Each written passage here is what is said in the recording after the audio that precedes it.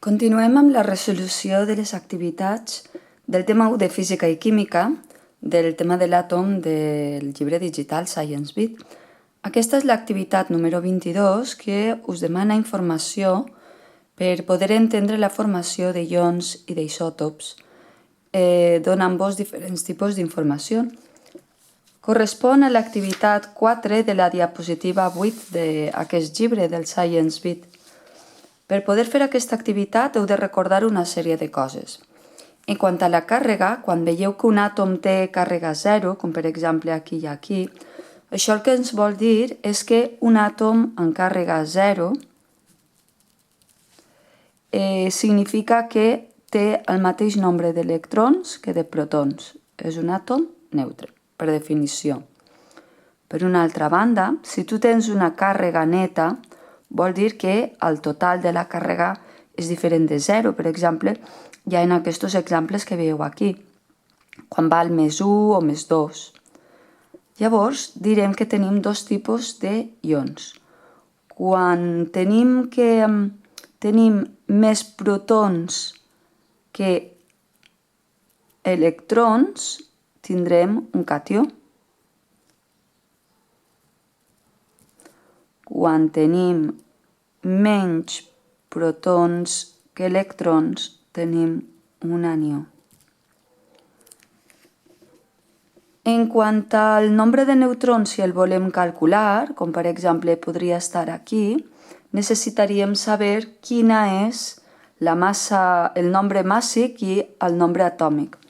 És a dir, que per poder calcular el nombre de neutrons, per definició, si el nombre màssic l'anomenem A i el nombre atòmic l'anomenem Z, això voldrà dir que el nombre de neutrons serà el nombre màssic, que representa el nombre de nucleons, és a dir, el nombre de protons i neutrons, i li restarem el nombre atòmic, és a dir, Z. I per últim, també, per exemple, ens podrien demanar el nombre màssic, que és el nombre de protons i neutrons que ens podem trobar. Amb tota aquesta informació ja podem completar aquesta taula. Anem a agafar cada cas segons l'àtom en el qual estem treballant. Per exemple, en l'àtom A, sabem que per definició el nombre atòmic és el nombre de protons. Si aquí diu 28, aquí també serà 28. El nombre d'electrons, com que hem dit que la càrrega si és 0, el nombre de protons i el nombre d'electrons és el mateix, això vol dir que també serà 28. En l'àtom B ens demana el nombre de protons i neutrons. Aquí el nombre de protons el puc saber perquè diu que la càrrega és més 1. Què significa un catió amb càrrega més 1? Vol dir que és que si fos un àtom neutre, tindria 29 protons i 29 electrons. Això vol dir que, com que no és un àtom neutre, tindrà un electró menys. Per tant, per definició hem dit també que el nombre atòmic és 29, aquí posarem 29. I ara comprovarem que la càrrega és un electró més. Mireu, com que és un catió, té més protons que electrons. Quants? Tants com la càrrega indica que s'han perdut electrons. Efectivament, en té 28. En quant al nombre de neutrons, hem dit que si volem calcular el nombre de neutrons, sabrem que el nombre màssic li hem de restar el nombre atòmic per poder calcular-lo. Doncs bé, serien 63 menys 29, que ens donarà un total de 34. Podeu comprovar a la calculadora. Enxufem la calculadora i li direm 63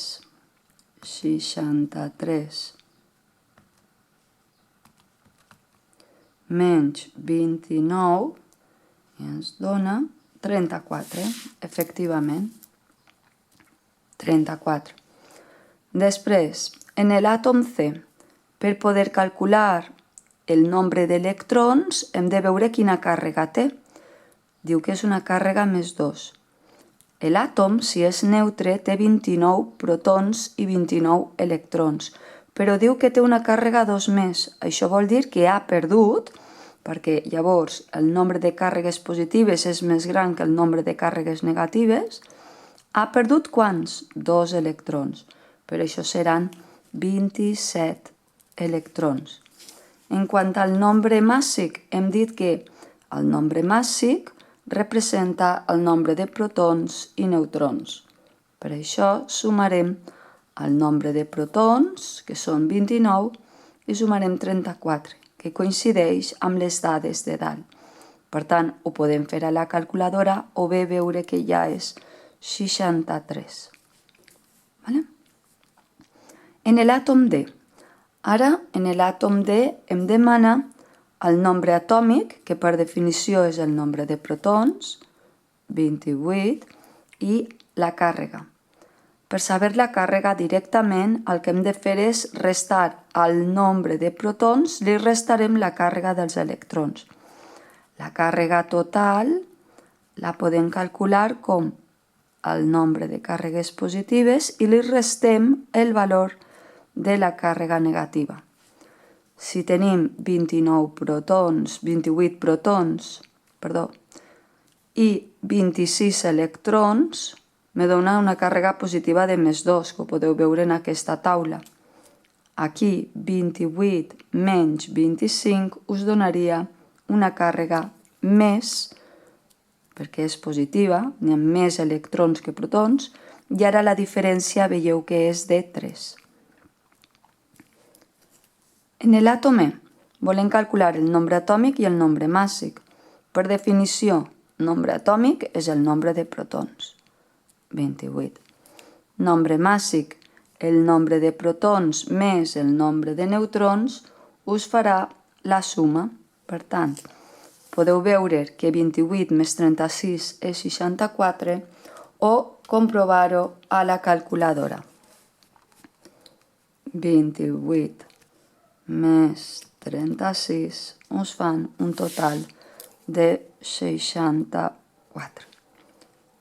En quant al nombre de neutrons i la càrrega en la F, ara ja seria fàcil, seria repetit d'altres problemes. Nombre de neutrons.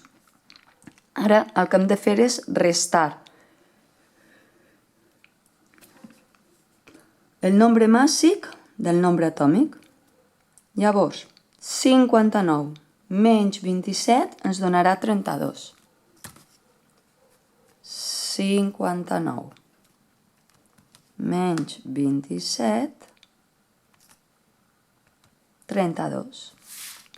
Això vol dir que aquest àtom té 32 neutrons. I en quant a la càrrega, ja sabeu que per calcular la càrrega total, el nombre de protons, hem de restar el nombre d'electrons. Si tens 27 protons i 27 electrons, en aquest cas te donarà una càrrega 0, indicant que és un àtom neutre, no és cap ió. Quan tenim en l'últim cas nombre de protons, és el mateix cas que el nombre atòmic, però ara no tenim informació del nombre atòmic. La podem completar després. I del nombre màssic, d'aquí. Llavors, començaré per la informació que conec. Sabem que és un àtom amb càrrega 0, vol dir que el nombre de protons és igual al nombre d'electrons. Si és càrrega 0, tenim això d'aquí. Per tant, si tenim 29 electrons, significa que tenim 29 protons. I, per tant, el nombre atòmic, per definició, sabem que és el nombre de protons. Per tant, 29. Nombre màssic, sumarem 29 més 35, que ens faran un altre cop 64. 29 més 35, que ens fan un total de 64. I amb això ja hem completat la taula. Ara faltarien la resta de preguntes que me donen a continuació. Per contestar a la resta de preguntes necessitem la taula periòdica. Per què? Perquè diu, a la taula d'àtoms de diferents elements pregunta de quins són. Quins són? Pues aquí ens dona totes les possibilitats, però me dona igual les possibilitats d'aquí. Miro el nombre atòmic. Per definició, el nombre atòmic me donarà de quin àtom es tracta. Si ens fixem a la taula, veurem que tenim àtoms de 28, de 29 i de 27. Per tant, si me'n vaig a la taula periòdica, miro quins àtoms tenen 27, 28 i 29. I aquí els tenim. El cobalt té nombre atòmic 27, el níquel 28 i el coure 29. Llavors, aquests són els 3 elements que hauré d'indicar. Vinc aquí i dic el cobalt, el níquel i el coure, respectivament 27, 28 i 29. Ara, me pregunten en l'apartat T, quins són els isòtops del coure? Doncs recordem que el coure té nombre atòmic 29. Aleshores he de buscar quins àtoms tenen un nombre atòmic 29.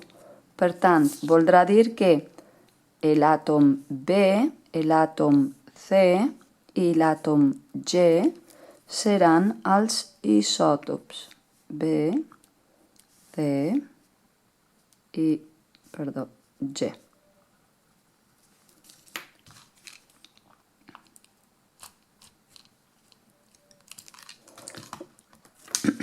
Després tindríem a la pregunta D. Me diu, quins àtoms de la taula són isòtops del níquel? Recordem, en el níquel, a la taula periòdica, el nombre atòmic és 28. Per tant, busco a la taula quins són àtoms amb nombre atòmic 28, que serien l'àtom A, l'àtom D i l'àtom E. A, D i E. A, D i E. Quins àtoms de la taula són ions? Doncs són ions tots aquells que tenen un nombre diferent de protons i d'electrons, és a dir, que tenen una càrrega neta. En la nostra taula tots els ions que tenim són cations perquè són positius, que serien el B, el C, el D i l'E. Llavors posem B, C, D i E. Quins àtoms de la taula són ions? Aquí. Quins àtoms de la taula són ions del mateix isòtop? Llavors, del mateix isòtop tenim els ions que són per exemple, de l'isòtop 29 tenim aquests que són ions, de l'isòtop 28, també tenim aquests ions, vale? Per tant, podríem posar el B i el C. Posarem aquests dos, el B i el C.